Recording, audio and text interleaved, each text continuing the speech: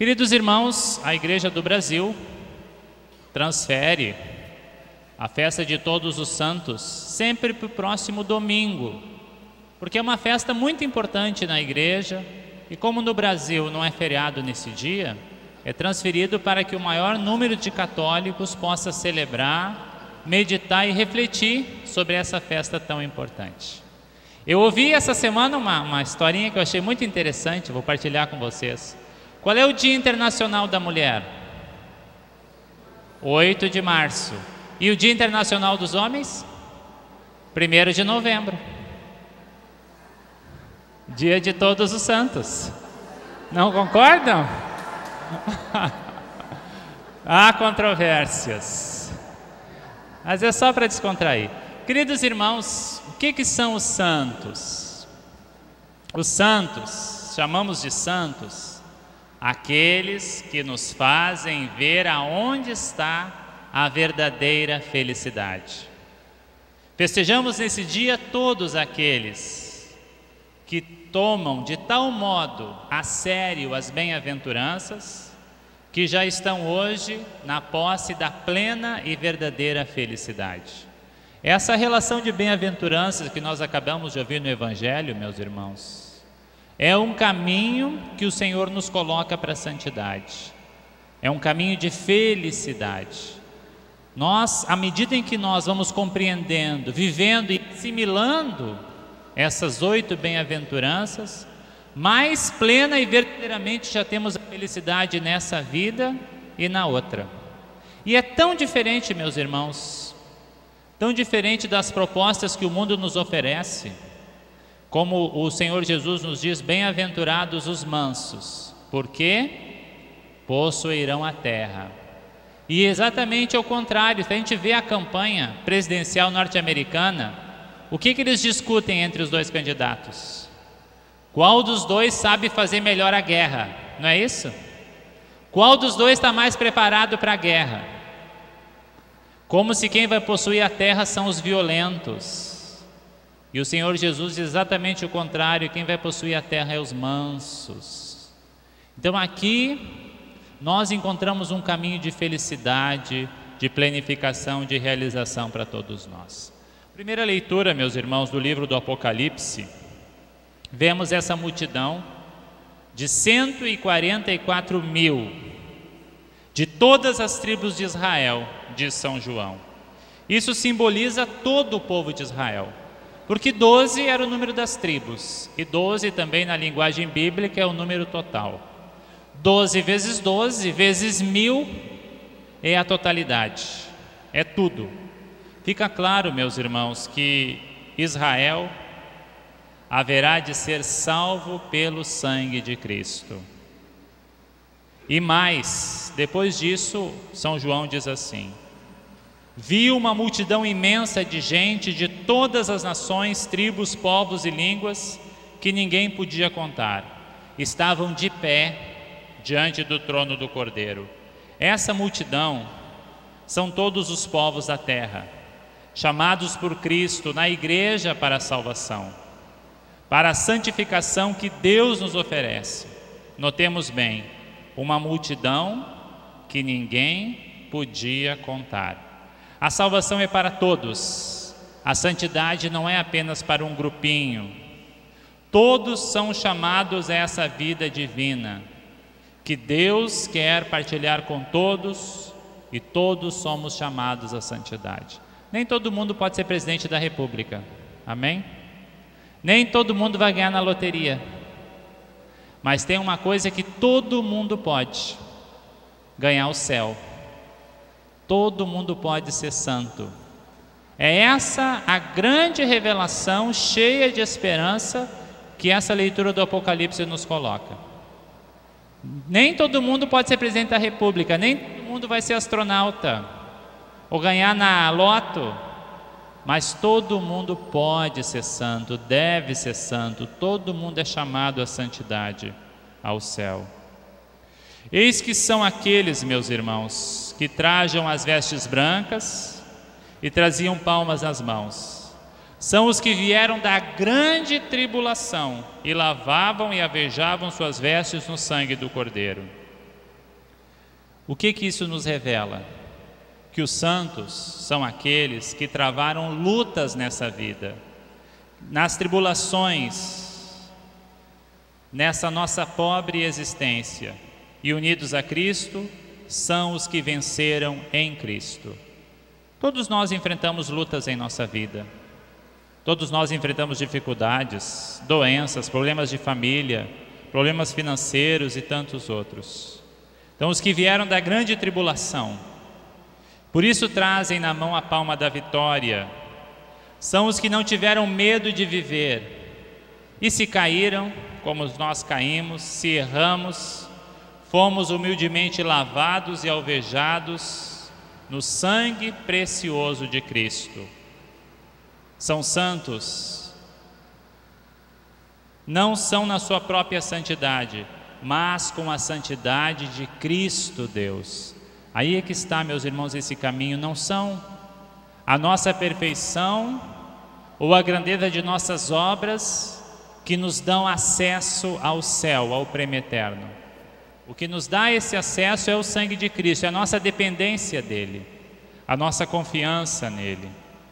Nunca esqueçamos que ninguém é santo com suas forças, ninguém é santo com sua própria santidade.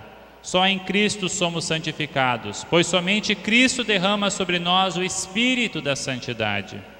O nosso único trabalho é lutar para acolher esse Espírito, deixando-nos guiar por Ele e por Ele sermos transfigurados em Cristo. O texto ele começa falando dos anjos do Apocalipse, os cavaleiros do Apocalipse. E tem pessoas que ficam receosas. E uma vez alguém me perguntou: tenho que ter medo dos cavaleiros do Apocalipse? Você tem medo? Sim ou não? Temos que ter medo ou não? Quem tem que ter medo, meus irmãos, são aqueles que não são de Cristo, os inimigos de Cristo, os que estão do lado da mentira, da falsidade, do ódio, do egoísmo. Esses têm que tremer, porque no dia do juízo serão torrados. Aqueles que estão do lado de Cristo, que procuram amá-lo e conhecê-lo, esses devem sentir alegria com o Apocalipse. O objetivo desse texto de São João, que nós acabamos de ouvir, é trazer alento, coragem e força aos discípulos de Jesus. Porque o que nós vemos no mundo? Que aqueles que praticam o mal e mentem, aparentemente prosperam. Amém? Aparentemente parece que vencem, passando por cima dos outros, mentindo, roubando, não parece? E essa aparência pode desanimar muitas pessoas que tentam viver na verdade. E esse texto vem dizer exatamente o seguinte: que aqueles que não são de Cristo, esses devem tremer diante do juízo. Aqueles que são de Cristo, fiquem serenos, porque permanecerão de pé no dia do julgamento. Então, os cavaleiros do Apocalipse para nós são motivos de alegria, não de temor, de esperança, e nós devíamos pedir que eles viessem logo. Também aqui, meus irmãos, tem essa ideia de que a gente não pode ter de puritanismo, de achar que o céu é para poucos, ou que a gente não é digno do céu. Eu sou muito otimista, e também otimista para mim e para os outros, porque o Senhor Jesus diz que a gente vai ser julgado na mesma medida que nós julgar os outros. Amém? Então eu julgo que todo mundo vai para o céu, porque daí eu tenho chance também de um dia chegar lá. A gente tem muita tendência em excluir as pessoas, em ver os defeitos das pessoas. Tem a história de uma senhora, uma vez, que insatisfeita com as igrejas, com as religiões, decide fundar uma religião para ela. Uma religião bem austera, bem exigente, bem puritana, cheia de regras, de leis. Mas era tão exigente que ninguém aguentou. Acabou só ela e a empregadinha dela na religião. Ninguém mais seguia aquela religião. Daí um dia perguntaram para ela: a senhora acredita mesmo que só a senhora e a sua empregadinha vão para o céu? E ela pensou e disse: eu não tenho certeza sobre a minha empregadinha. Então procuremos ser otimistas, meus irmãos, para nós e para os outros. O céu é possível para todos nós. No mundo que vive estressado, que corre sem saber para onde, no mundo que já não crê nos verdadeiros valores porque não crê em Deus, contemplar hoje todos os santos é recordar que onde vamos e qual é o sentido da nossa vida, da onde viemos e para onde vamos depois. Não tenhamos medo de ser de Deus, não tenhamos medo de testemunhar o Evangelho. Venceremos todo medo se alimentarmos na nossa vida em Deus, na sua palavra e na Eucaristia. Infelizmente, muitos hoje têm como heróis atletas, atores, cantores, tantos outros que não têm muito ou até quase nada a nos ensinar. Quanto a nós, que nossos heróis e modelos sejam os santos, verdadeiros heróis. Venceram as tribulações dessa vida seguindo a Cristo.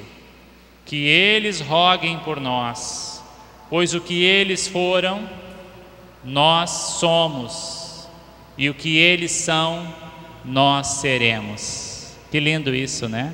O que eles foram, nós somos, e o que eles são, nós seremos. Jesus declara feliz, meus irmãos, os pobres, porque eles estão libertos de tudo o que poderia entravar a sua liberdade, e a alegria é fruto da liberdade. No sentido bíblico, pobre em espírito é aquele que crê, espera e ama.